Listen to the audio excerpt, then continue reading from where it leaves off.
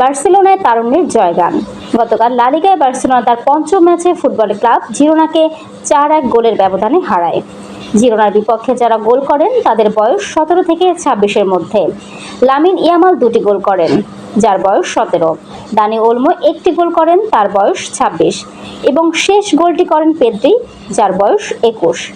কোনো ক্লাবে তরুণরা পারফর্ম করলে তা শুভ লক্ষণ হিসেবে দেখা হয়, কারণ বিক্রি না হলে তারা দীর্ঘদিন ওই ক্লাবে সার্ভিস দিতে পারবে। তরুণরা পারফর্ম করা মানে ওই ক্লাবের সিস্টেমের সাথে মানিয়ে নেওয়ার বার্তা বহন করা। বার্সেলোনার হারানো গৌরব ফিরে পেতে এরকম তারুণ্য নির্ভর পারফরম্যান্স খুবই প্রয়োজন। গতকাল লামিন ইয়ামালের রেটিং ছিল 10, ব্রাজিলিয়ান রাফিনহার রেটিং ছিল 9.5, পেদ্রির রেটিং ছিল 9 ও দানি ওলমোর রেটিং ছিল 8.5। বার্সেলোনা 5 ম্যাচের সবকটি জিতে 15 পয়েন্ট নিয়ে টেবিলের শীর্ষে অবস্থান করছে। বার্সেলোনার সমর্থক বৃন্দ কি এটা ভাবছে? Morning shows the day.